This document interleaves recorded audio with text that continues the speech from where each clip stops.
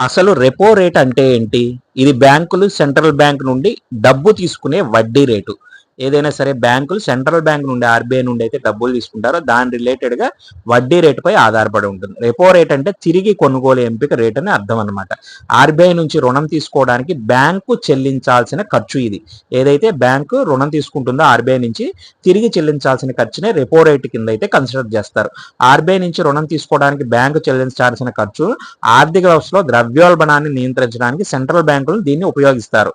Repo రేటును మార్చడం ద్వారా కేంద్ర బ్యాంకుల ఆర్థిక వ్యవస్థలో ద్రవ్య సరఫరాను పెంచవచ్చు లేదా తగ్గించవచ్చు. ఇంక్రీజ్ చేసినప్పుడు ఒక రకంగా, డిక్లైన్ చేసినప్పుడు ఒక రకంగా. ఉదాహరణకు రెపో రేటు ఎక్కువగా ఉంటే బ్యాంకుల డబ్బును అప్పుగా తీసుకోవడం ఖరీదైనదిగా భావిస్తాయి.